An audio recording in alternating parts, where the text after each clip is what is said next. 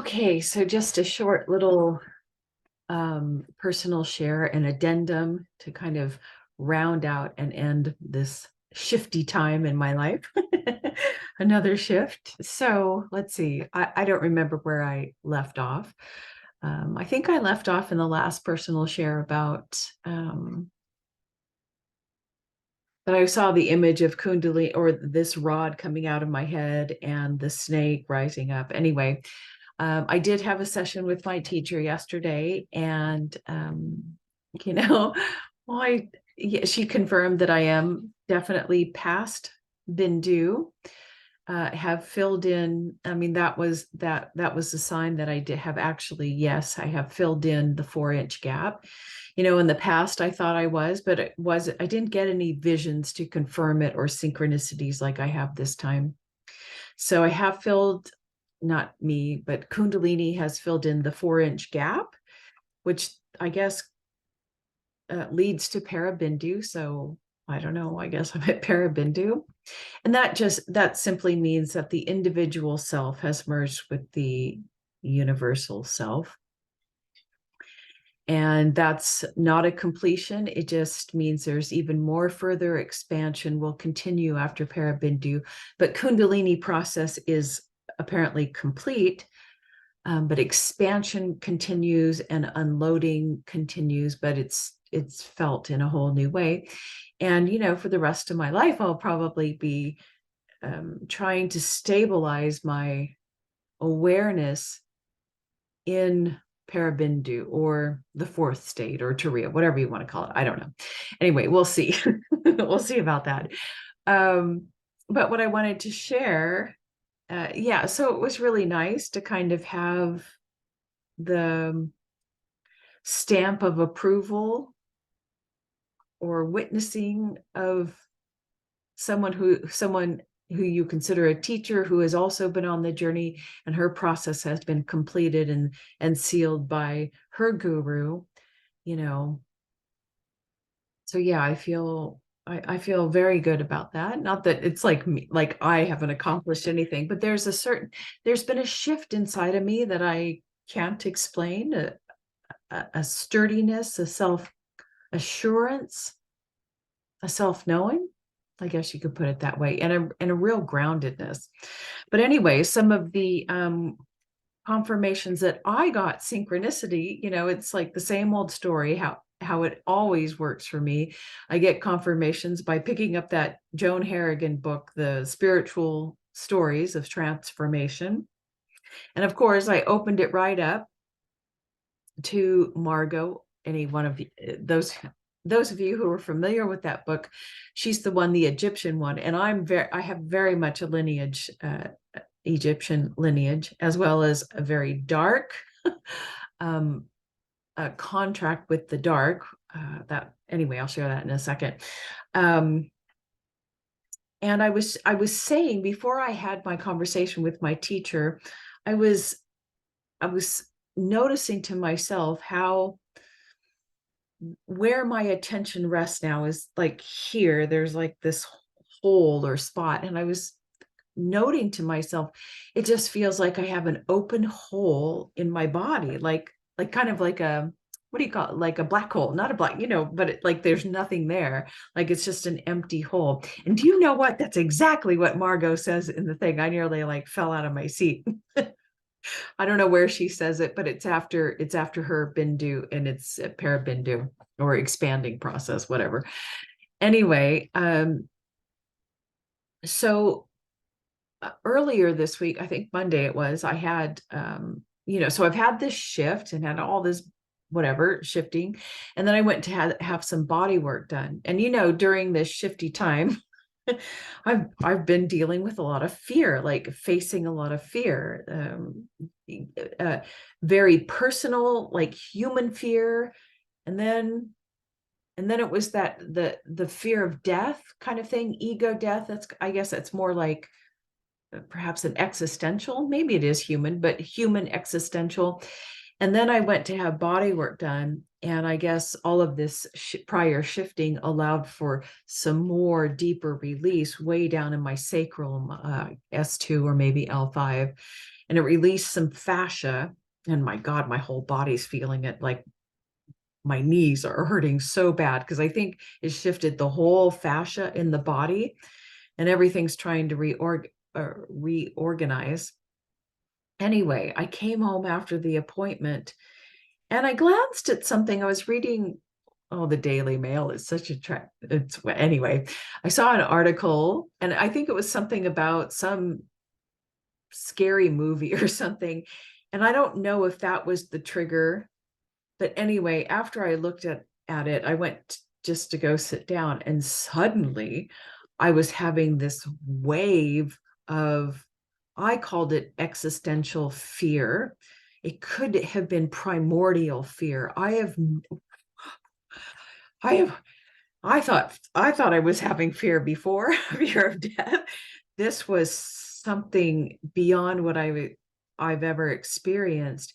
And at the same time, I was also having a PTSD reaction to it, or maybe I had to call my teacher because I was so freaked out. Anyway, it was like waves of this primordial fear. My teacher said it could also have been pre-verbal fear, but really connecting from ancestral lineages, probably from the beginning of time. Anyway, I this fear was so encompassing that it, like like a PTSD moment, it shut down my frontal functioning, executive functioning, I guess you call it. I didn't know what day it was. I didn't know what I was doing. I didn't know where I was living, and I lost time. I mean, I was like, what, it's 2 o'clock? It was just 10 o'clock. I mean, it was so weird. And I had a couple, like the fear would go down and then it would come back up. I was having a couple waves of that. It was terrifying, but not terrifying. Like I knew what was happening. So I was more witnessing it and experiencing it, but not worried about it, right? But it was just so overwhelming. Why am I telling you this? I just lost my train of thought. Yeah. So my point was, I'm just sharing with you that lots of fear experiences. And so as I'm reading Margot's story about her post Bindu experiences, right? Well, I think maybe it may have been Swamiji's commentary on her path. Anyway, she says right in there, or it says right in there, that the Egyptian initiation path uses fear as a initiation. So I was like, well, hell yeah, that's exactly what's been going on. I guess it's just a purging. Like you have to be able to be so centered in your true self that even fear of death, fear of not existing, fear of not knowing anything, that you're still there. So that was, wow, that was crazy.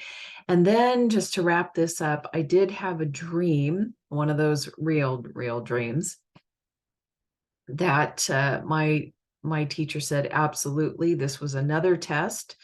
And I just was kind of like, oh, it's probably just a dream. And she was like, no, this was real and this was a test. And I trust her, and I knew it was real anyway.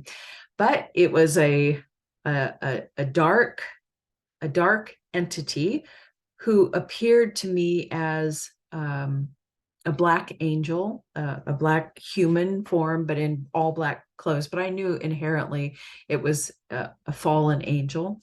And she was saying that this was going back to that this was me and my contract or association with the dark for many lifetimes, if not, from the beginning of time when the fallen angels came along and even did the genetic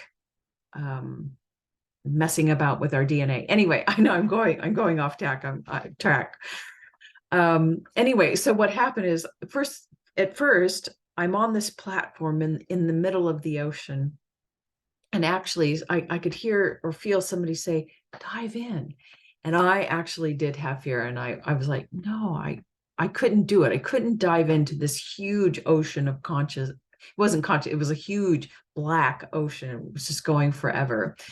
And the fear that I was feeling was not this, it was a human fear, because I have like fear of water anyway, fear of the ocean anyway. And I think it comes from falling into the pool when I was a child. I rode my tricycle right into the pool. And, I probably went pretty far down because somebody upstairs in the house had to see me and run down. Well, if you're on a tricycle and you don't, anyway, and I think that was the fear I was feeling. I just have fear of water in general. Anyway, I'm going off track. So I couldn't do that. And then all of a sudden, because I chose not to dive into the ocean of consciousness, then all of a sudden I find myself on my stomach, just laying flat on my stomach. And that's a very vulnerable position. And this black angel is behind me, and he's got an energy flowing into my back, into T8. The Zoom thinks I have my hand raised. Anyway, T8, which is directly related to your solar plexus. And I thought I wasn't quite sure. I could feel that this angel was not of the light, but I was confused because I thought, oh, is he healing my T8 issue? And then he said to me, do you love me? And I could feel a little fear. And I turned around and looked at his face. I could still see his face, all, black, everything's black. And I was so scared that I said, yes, like I had to say yes. And as I turned my head back down, my awareness came up and I went, what are you doing? You're doing this again. You're acquiescing your truth. You're just saying yes when you don't want to. And I just said, no. Oh, thank God I did. Because I really wanted to, but I had to say no. But at the same time, he was pulling. I thought he was healing me, but then I recognized he was trying to pull my soul out of the body, because I could feel that I was lifting up out. And as I was saying no, he was letting go because he had to. And that was my test. And my teacher was letting me know that, yes, the dark entities will attach at your solar plexus in the back. And that's exactly what was happening. So thank goodness I passed that test, but I may have more tests to come. So lots of initiations of fear, a test of the dark, and confirmation for completion of Kundalini's journey, but certainly not completion of anything else. The expansion, the clearing continues, but there's something really different. Oh, yeah. And the different thing I noticed today, it's like things are coming up, even quote unquote negative things. And I'm like, oh, this is just a happening. I have absolutely no hook. And I do this motion because I feel like, for me back here, when there's a hook to something, a hook to an ego or a story, that's where I feel it. And I feel there's no more hooks. I'm sure some hooks will be found, but there's like no story. Things just come up. It's a happening, no hook for me to get stuck on. And the real test today, and actually I'm like celebrating when things come up. And this is a different thing for me. Instead of, boo-hooing myself first. Yeah, when I went for a walk today with my knees, like I can't believe how bad they're hurting. And it was just last week I was remarking, because I started jogging again. I was like, I can't, my knees don't hurt at all. I was remarking how healed they felt. And now suddenly after that, anyway, I know that, when healing happens, everything has to shift. Anyway, as I'm walking and I'm feeling this pain, usually it's when I'm feeling physical pain that I have a story and I have a hook. And I was not feeling any story or hook. In fact, I was celebrating the pain because I was not the pain. Whereas before I would dive into this, oh, I can't take this anymore. Why is this happening? But it was beautiful. I went for a very long walk. Well, for me, a long walk in this wind. Um, and it was painful. Every step was painful. And I didn't mind. And that is huge for me. So something has definitely shifted. And I celebrate. We'll see tomorrow that everything may change, but it's like I celebrate the pain and the joy are all equal to me now. All right. I guess that's all I wanted to share. Okay. Until next time. Bye.